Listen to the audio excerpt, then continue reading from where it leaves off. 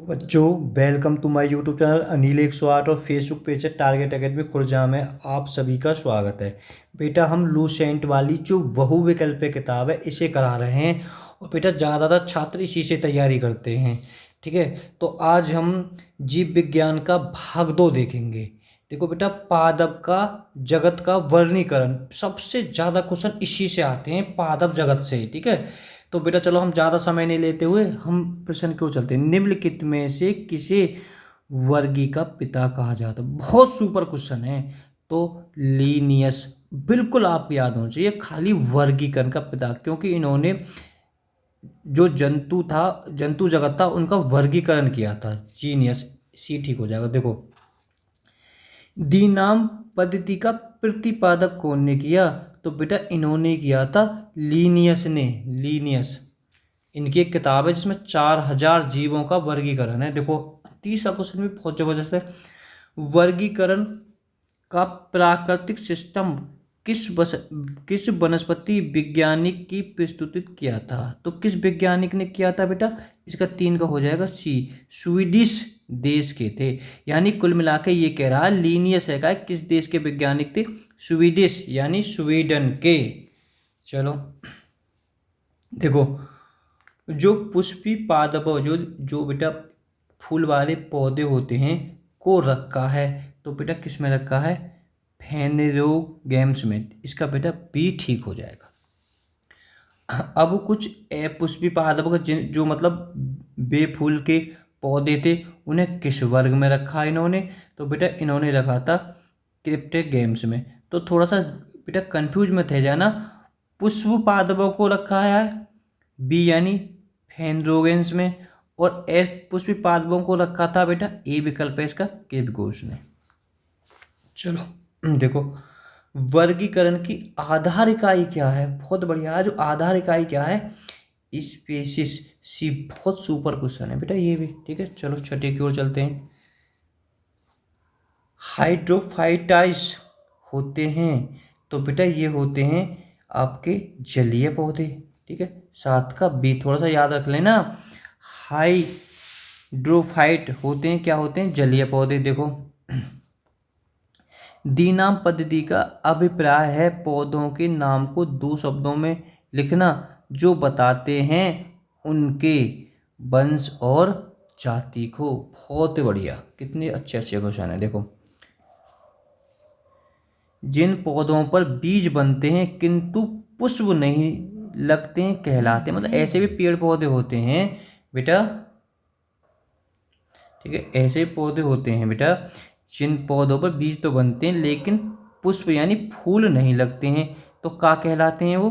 B, अनावृत बीजी। बहुत अच्छा question है, सभी अच्छे क्वेश्चन। देखो, ये क्वेश्चन तो तुम्हें बिल्कुल याद हो, जीवाणु की खोज कौन ने करी? ठीक है, ऐसा याद हो बिल्कुल, ल्यूवेन हुक ने। कंफ्यूज जीवाणु की है। जीवाणु को हम बेटा बैक्टीरिया भी कह सकते हैं, कह सकते हैं, इंग्लिश में बैक्टीरिया ही कहते हैं। जीवाणु से संबंधित निम्न कथनों में से कौन सा सही है? तो बेटा ये अधिकांश जीवाणु विविधि पोषी होते हैं किंतु कुछ स्वपोषी भी होते हैं। ठीक है, अधिकांश कैसे होते हैं जीवाणु?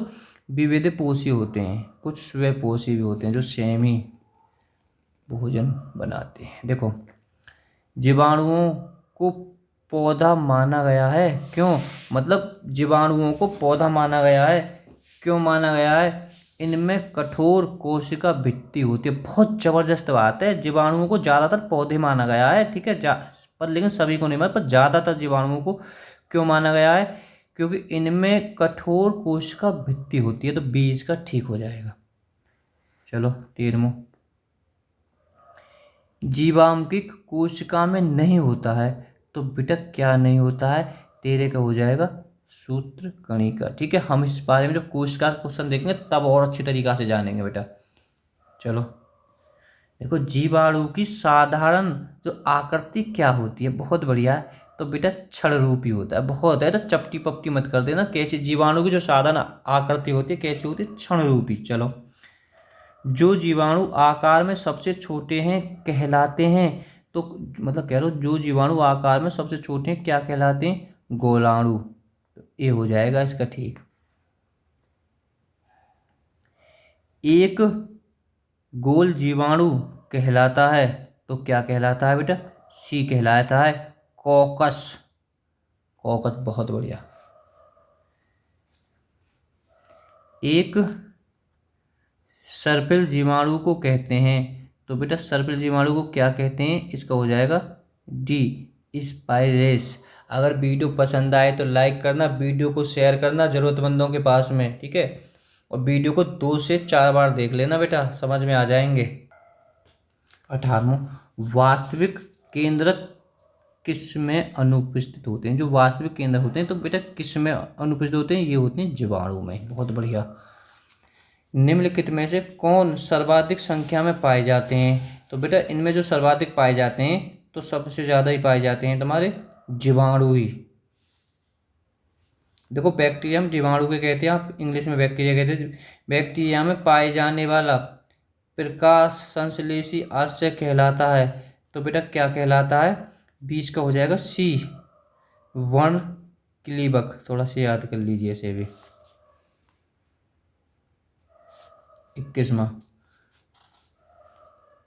पास्चर, जो पास्चर है प्रसिद्ध है, क्यों प्रसिद्ध है?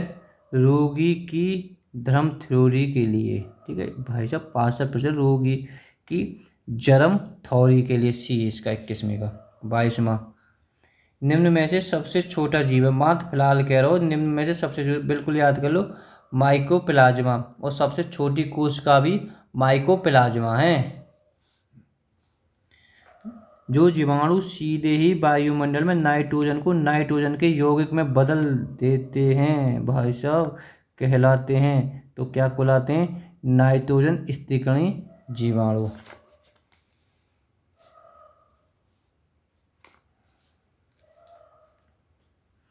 मूल ग्रंथिकाओं पाई जाती हैं, तो बेटा पाई कहाँ जाती हैं? कुछ लेग्यूमिनस पादपों तथा कुछ अन्य पौधों में भी। 24 का बेटा ए ठीक हो जाएगा। 25 में की ओर चलते हैं।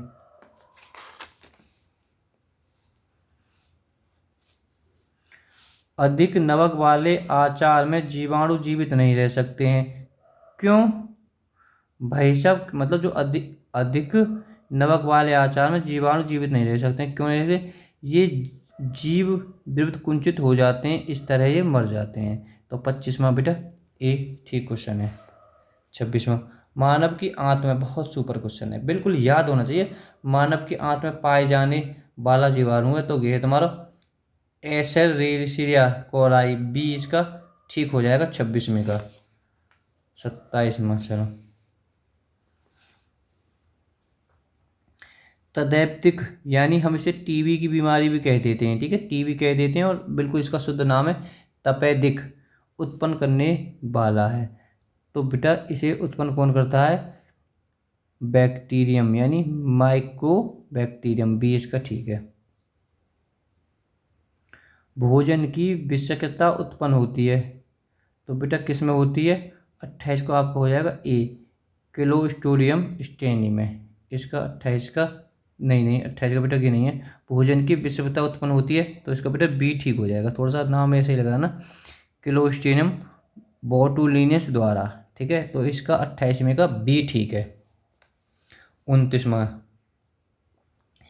एंटीबायोटिक्स अधिकांश प्राप्त होते हैं, तो बेटा कहाँ से प्राप्त होते हैं? जीवाणुओं से। 29 का बेटा सी एकदम सही आंसर है।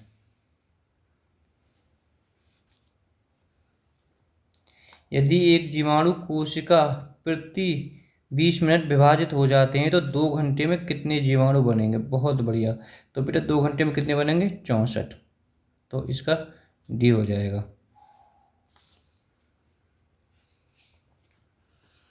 31वां, नाइट्रोजन यौगिकरण में निम्नलिखित में कौन सी फसल सहायक है? तो बेटा कौन सी फसल सहायक है? फली की, ठीक है, नाइट्रोजन यौगिकरण में। बेटा हमारी जो सारी वीडियो है लूसेंट की, आप प्ले लिस्ट में चले जाएं, ठीक है। मैं बेटा आपका 10 सेकंड का समय ले के बताता हूँ। पहले बेटा दिक्कत है, बच्चे हमारी वीडियो लूसेंट वाली बुक है, बहुविकल्पिक प्रश्न ये सारे मिलेंगे कहाँ बेटा?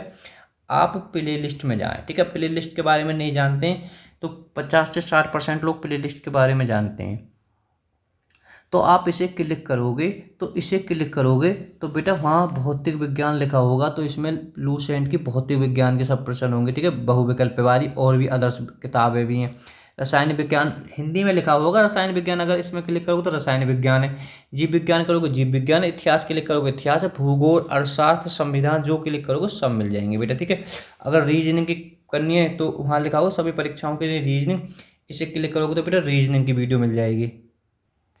देखो बेटा, नाइट्रोजन स्थिरीकरण में लौह हीमोग्लोबिन का क्या कार्य है? बढ़िया है। तो क्या कार्य है इसका?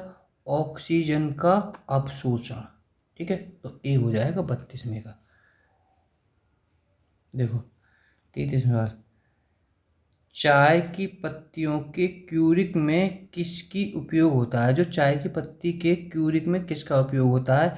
तो बेटा इसका होता है जीवाणुओं का। बहुत ही बढ़िया। मृदा में धान की पैदावार बढ़ाने पर मुक्त जीवी जीवाणु कौन सी है? तो बेटा कौन सा है? ये इसका 34वें का हो जाएगा डी, एना बीना। देखो, प्रीशीतन खाद्य परीक्षण में मदद करता है। तो बेटा क्या करता है? जैव रासायनिक अभिक्रिया दर को कम कर। तो इसका बी हो जाएगा 35वें का। ये तो कर पता होगा। दही जमाने में निम्नलिखित में से किस सूक्ष्म जीव का? बेटा दही दूध से कभी कोई संबंध कोई कैसा बने? तो लैक्टो याद कर लो, ठीक है, लैक्टो। लीटर से भी थोड़ा याद कर सकते हो, दही दूध के लिए हमें लीटर की जरूरत पड़ती है, लैक्टोबैसिलिन। तो डी हो जाएगा। कहीं कोई कैसा भी क्वेश्चन बने तो बिल्कुल आप रट्टा मार याद कर लीजिए। निम्नलिखित में से किसके द्वारा दूध खट्टा होता है? बढ़िया है। तो किसके द्वारा खट्टा होता है दूध? निमोटोड। बहुत बढ़िया। देखो जो दूध खट्टा करने वाला जो होता है किस इसके कारण निमोटोड। दूध के दही के रूप में जमने का क्या कारण है? तो बेटा दूध के, देखो बेटा 37वें का निमटोड नहीं है, तो आप थोड़ा सा इसे लगा लीजिए। दूध का खट्टा होने का कारण बैक्टीरिया है या जीवाणु है, ठीक है। आपने जो बच्चे पढ़े हैं तो उन्होंने पकड़ लिया होगा ये क्वेश्चन। इसका बी है। दूध के दही के रूप में जमने का क्या कारण है? दूध के जो जमने का कारण है बेटा सी, लैक्टोबैसिलम। तो 38 का सी हो जाएगा। निम्न में से कौन सा सहजीवी नाइट्रोजन यौगिकरण जीवाणु है? तो कौन सा है बेटा? राइजोबियम। ए हो जाएगा 39वें का। देखो सर्वप्रथम विषाणु की बात हो रही है, ठीक है। तो विषाणु की खोज कौन ने करी? वो जीवाणु की थी। और बेटा ये विषाणु या हम इसे वायरस भी कह देते हैं। तो 40 का हो जाएगा बी, इवानोव्स्की ने। विषाणु माने जाते हैं, ठीक है, विषाणु माने जाते हैं। कैसे माने जाते हैं? सजीव और निर्जीव के बीच एक ट्रांसशील ग्रुप है, ठीक है। सजीव और निर्जीव के बीच है का एक ट्रांसशील ग्रुप। सी हो जाएगा इसका 41वें का बेटा। निम्नलिखित में से किसमें एंजाइम नहीं होते हैं? तो कौन में एंजाइम ना हो में? तो 42 का हो जाएगा विषाणु वायरस में। टीएमबी शब्द संबंधित है, तो किससे संबंधित है? विषाणुओं से, ठीक है। टीएमबी शब्द। हाइड्रोफोबिया रोग उत्पन्न होता है, तो किससे होता है? ये विषाणु से बेटा, ठीक है। बहुत जबरदस्त। कुत्ते काटने से विषाणु द्वारा घात रोग उत्पन्न होता है और क्या कहलाता है? जब कुत्ते काट जाते हैं तो बेटा क्या कहलाता है? वो कहलाता है तुम्हारा हाइड्रोफोमिया, ठीक है। आप ऊपर ही पढ़ चुके। हाइड्रोफोमिया रोग किससे होता है? विषाणु से, ठीक है। तो आप थोड़ा कर लेंगे, कुत्ता काटने से होता है हाइड्रोफोमिया। 46 में चेचक। बहुत बेटा बिल्कुल तुम्हें ऐसा याद हो, बहुत जबरदस्त क्वेश्चन है। जवाब कहते हैं कहीं ना कहीं एग्जाम बहुत बार रिपीट हुआ है। चेचक के लिए टीके का विकास किसने किया? तो किसने किया? एडवर्ड जेनेर ने। सी ठीक हो जाएगा। देखो एडवर्ड जेनेर ने खोज की। देखो दोनों बार रिपीट है, उल्टो करके वैसे भी चेचक का टीका की।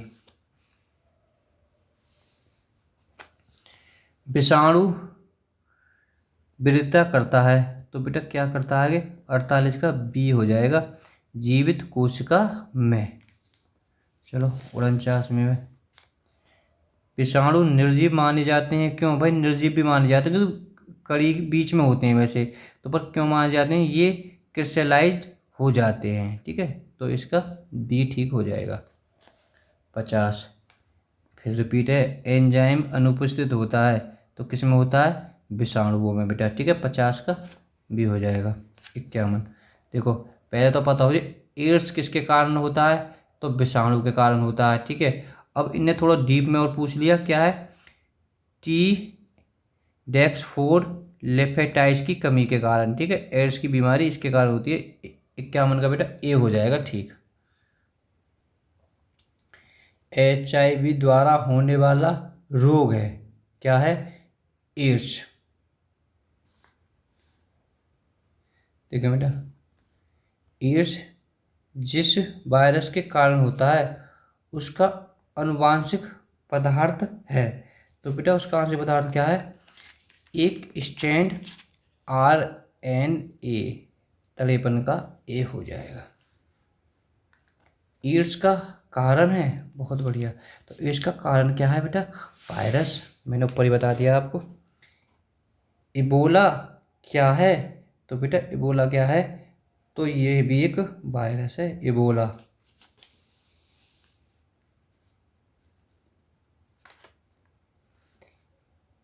एड्स यानी AIDS फैलता है, तो बेटा कैसे फैलता है, शरीर के संपर्क से।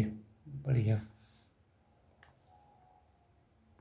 विषाणु में क्या होता है, तो बेटा विषाणु में क्या होता है, विषाणु में होता है न्यूक्लिक एसिड और प्रोटीन। तो 57 का बेटा बी ठीक हो जाएगा।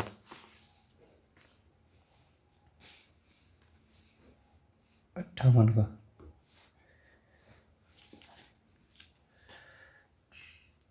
सार्स क्या है, तो सार्स क्या है, बी विषाणु जनित रोग। खसरा निम्नलिखित संक्रमण के कारण होता है, तो बेटा किसके कारण होता है, विषाणु के कारण। ठीक है, खसरा। निम्नलिखित में से कौन सा रोग विषाणु के कारण होता है। ठीक है, तो यहाँ पूछ लिया विषाणु के कारण कौन सा रोग होता है बेटा, इसका हो जाएगा चेचक। ठीक है, अभी आप पढ़े, अब यहाँ कर लीजिए, यक्ष्मा, मलेरिया, हैजा, ये किसके कारण है, बैक्टीरिया या बैक्टीरिया भी कह सकते हो, इंग्लिश में हम बेटा उसे कह सकते हैं जीवाणु। देखो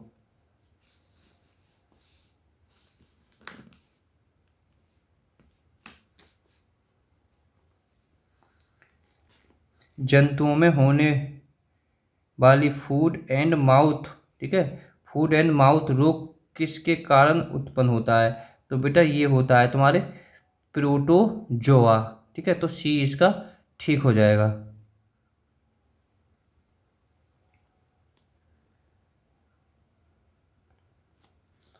चलो